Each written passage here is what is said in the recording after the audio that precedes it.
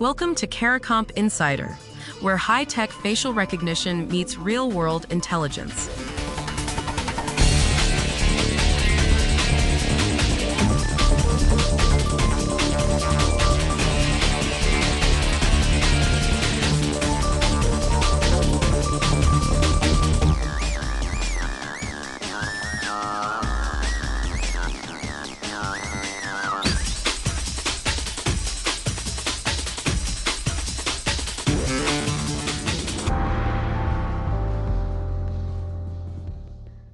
A cybersecurity researcher walked onto a stage at R.S.A.C 2026 and fooled a live facial recognition system with a deepfake.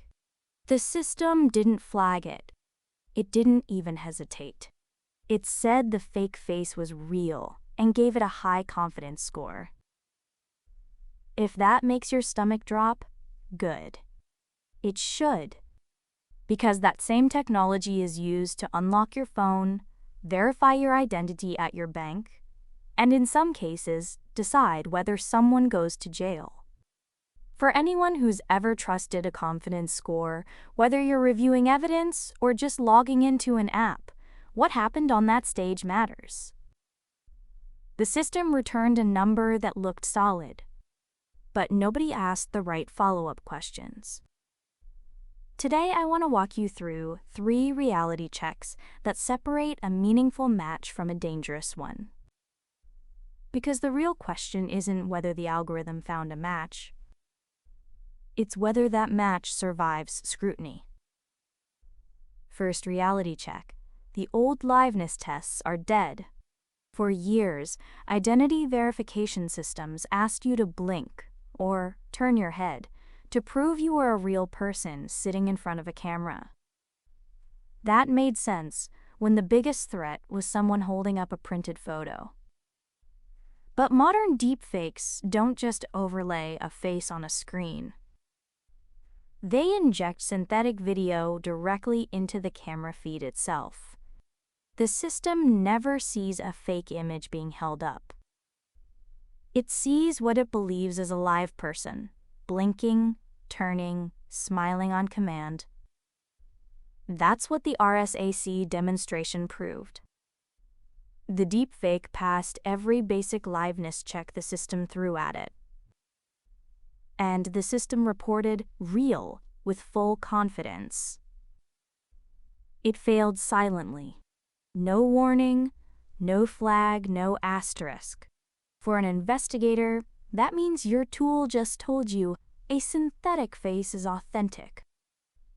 For you and me, it means someone could impersonate us on a video call and our bank might not catch it. Second reality check. Pose and lighting can collapse a match score without telling you. According to researchers at Carnegie Mellon's SciLab Biometric Center, once a person's head turns past about 30 degrees from center, confidence scores can plummet by 30 to 40%. That's not a small wobble. That's a cliff. And the number the algorithm hands back doesn't come with a footnote explaining that. So why do people trust a 95% match so readily? Because vendors publish accuracy benchmarks from controlled lab conditions, frontal pose, even lighting, high-resolution images. According to NIST's own documentation, those benchmarks don't account for motion blur, bad angles, low resolution, or aging. Most buyers never think to ask what happens after you leave the lab. A 95% match captured head-on in perfect light is a completely different animal from a 95% match pulled from grainy surveillance footage at an angle. The number looks identical. The reliability isn't even close. It's like airport security. A system that catches 99% of volunteers walking straight toward a camera will catch far fewer people trying to avoid detection. The conditions changed. The score didn't update to reflect that. Third reality check, and this one's newer. Some of the most promising detection methods don't look at what a face looks like at all. They look at how it moves. According to research published on R.S.A.C, measuring the distribution of biometric facial similarity across video frames, basically tracking whether the tiny distances between facial landmarks shift naturally over time, catches deepfakes that pixel-level analysis misses. A real face has micro-movements that are hard to fake consistently across hundreds of frames. A synthetic face might look perfect in any single frame, but behave unnaturally when you watch the pattern of movement over seconds. What makes this approach powerful is that it holds up even when video resolution is low or compression is heavy. Pixel-based detection struggles in those conditions, because compression destroys the very artifacts it's looking for. Movement-based detection sidesteps that problem entirely. And there's a striking finding from a comparative evaluation of deepfake detection tools. According to that R.S.A.C study, experienced human reviewers correctly identified deepfakes that the best-performing AI classifier missed. The humans spotted anatomical oddities, lighting that didn't make physical sense, objects that couldn't exist. The algorithm saw pixels and said real. The human saw a face and said, something's wrong. That gap is why detection can't be fully automated. Not yet. How seriously is the industry taking this? Seriously enough to spend billions.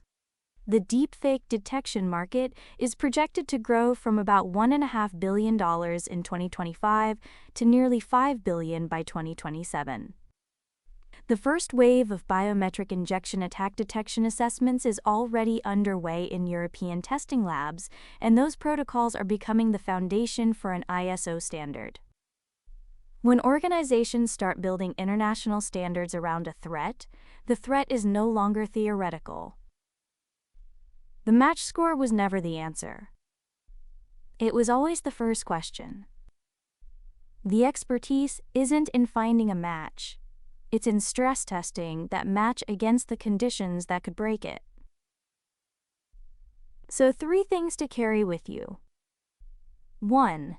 A confidence score only means something if you know the conditions it was captured under. 2. Deepfakes now pass the basic checks that used to catch them, so those checks alone aren't enough. 3. The best detection combines what algorithms measure with what trained humans notice, because neither one catches everything on its own. Whether you're building a case or just trusting a video call, the number on the screen isn't proof.